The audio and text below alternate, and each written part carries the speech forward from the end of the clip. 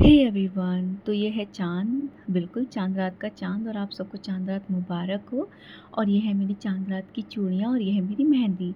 मैंने चाँद को देखकर पहली बार दुआ मांगी थी और चाँद रात की चूड़ी भी पहली बार ही पहनी थी। मेहंदी तो मैं हर साल लगाती थी।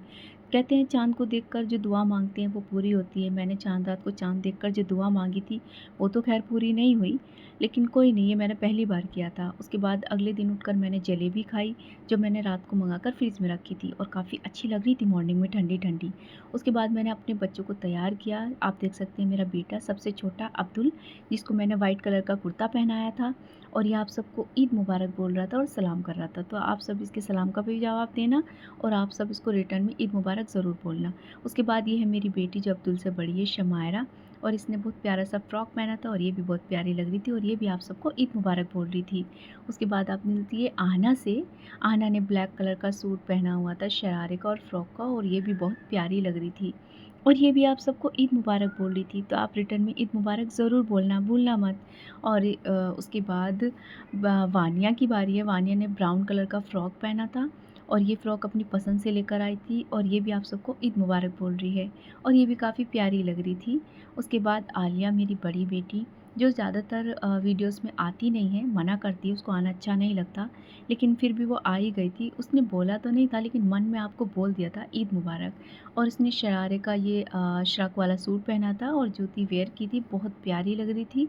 और आप सब इसे भी ईद मुबारक रिटर्न में ज़रूर बोलना। ये अगले दिन मैंने आइसक्रीम खाई थी। ये व्लॉग मैंने तैयार बहुत पहले कर लिया था लेकिन मैं इसको अपलोड नहीं कर पाई थी। कुछ इश्यू था, कुछ प्रॉब्लम हो गई थी मेरे साथ। क्या हुआ था मैं आपको वीडियो में आगे ज़रूर बताऊँगी। उसके बाद मैं निकल गई थी पार्लर के लिए क्योंकि सानिया और फरहाना को कटिंग करानी थी और मुझे अपनी अपर लिप्स और आईब्रो करानी थी, इसलिए मैं उनके साथ चली गई थी। तो वहाँ जाने के बाद मैं उन दोनों को बैठकर देख रही थी और उन दोनों की जो है हेयर वॉश कटिंग वगैरह जो है वो स्टार्ट हो गई थी और इस पार्लर में पहली बार मैंने स्मूथनिंग कराई थी। उसके बाद से ही मुझे यहाँ की सर्विस बहुत अच्छी लगी, तब से मैं यहीं पर आती हूँ और जो भी मुझे कराना होता है। उसके बाद मुझे याद आया कि मैं स्मूथिंग कराऊँगी, तो मुझे एक हेयर कट कराना है, तो मैंने सोचा क्यों ना मैं अभी उसको ट्राई करके देख लेती हूँ। कभी फिर स्मूथिंग करा के उसको मैं हेयर कट कराऊँ, वो अच्छा ना लगे तो मैं अभी ट्रायल कर लेती हूँ, अच्छा लगेगा तो फिर मैं उसी को करा लूँगी। उसके बाद मैंने भी जो है हेयर कट के लिए बोल दिया था और मेरा भी जो है मतलब हेयर वॉश कर दिया था उन्होंने। फरहाना का भी हेयर कट चल रहा था, सानिया का हो चुका था, वो हमारा वेट कर रही थी कि हमारा जल्दी से हेयर कट होए तो वो फिर चले घर, क्योंकि ईद का दिन था, लेट हो रहे थे बहुत ज़्यादा। तो मेरा भी फाइनल हेयर कट हो चुका था, बस ड्रायर बाकी था और आप देख सकते हैं थोड़ी-थोड़ी सी झलक, प्यारा लग रहा है। और ये था मेरा फाइनल लुक। ये फ्रॉक मैंने फ्लिपकार्ट से लिया था और ये मैंने ईद वाले दिन ही पहना था। वैसे तो मैं चेंज करने वाली थी लेकिन बस पार्लर के लिए मैं इसको पहनकर आ गई थी और ये थे मेरा हेयर कट, काफ़ी प्यारा लग रहा था। कभी भी स्मूथनिंग कराऊंगी तो ये हेयर कट ज़रूर कराऊंगी मैं दोबारा से। मुझे ये वाला हेयर स्टाइल बहुत अच्छा लगा था। आप लोगों को कैसा लगा, आप लोग मुझे कमेंट में ज़रूर बताना। और सानी भी बोल रही थी कि ये वाला हेयर कट बहुत प्यारा लग रहा है तुम्हारे ऊपर, तो मैंने सोच लिया था कि मैं नेक्स्ट टाइम जब भी कराऊंगी तो यही वाला कराऊंगी। तो मेरे साथ क्या हुआ था ये मैं आपको ज़रूर बताऊंगी। ये पहली बार थी, ये पहली ईद थी जिस पर मैं बहुत ज़्यादा खुश थी।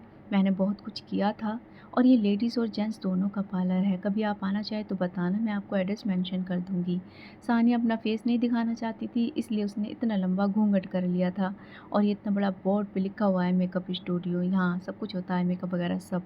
तो आप मेरी जूती देखिए कितनी प्यारी लग रही है। उसके बाद हम घर के लिए निकल गए थे और मैंने इस व्लॉग को तैयार तो तभी कर लिया था, मैं तभी इसको अपलोड करने वाली थी, लेकिन मैंने इसको अपलोड नहीं किया था क्योंकि ईद के जस्ट अगले दिन ही मेरे हस्बैंड की तबीयत ख़राब हो गई थी, जिसकी वजह से हमें उन्हें हॉस्पिटल में एडमिट करना पड़ा था और मैं सब कुछ ऐसा ही छोड़ दिया था।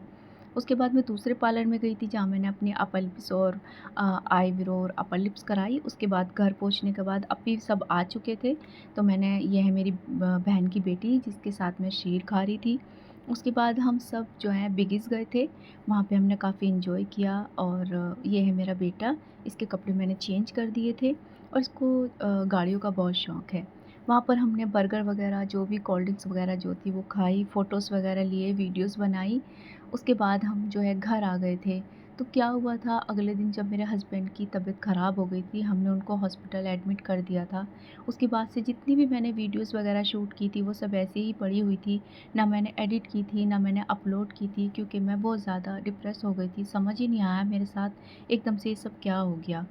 मतलब अगले दिन हमने हॉस्पिटल एडमिट किया और 12 अप्रैल को उनकी डेथ हो गई। 12 अप्रैल तक मैं ऐसे ही इधर-उधर भगती रही, मतलब इधर से जाना, उधर जाना, कुछ नहीं कर पाई, कुछ भी नहीं, समझ ही नहीं आया क्या करूँ, क्या नहीं। ये मैं हाबी बर्गर खा रही हूँ और ये मेरा फ़ेवरेट है। मैं बिगस जाती हूँ तो इसी को खाती हूँ, मुझे यही अच्छा लगता है। उसके बाद से कुछ भी समझ नहीं आया मैं क्या करूँ? काफ़ी टाइम मैंने वीडियो अपलोड नहीं की यूट्यूब पे, मैंने काम करना ही बंद कर दिया था और कुछ महीनों तक मैंने कोई वीडियो अपलोड नहीं की। उसके बाद मैंने सोचा कि मैंने इतनी मेहनत की है, तो मैं दोबारा से स्टार्ट करती हूँ। और ये है अबू बकर, फरहाना का बेटा, और एक दूसरा अबू बकर भी है मेरी बहन का, ये रहा, ये हैं दोनों अबू बकर।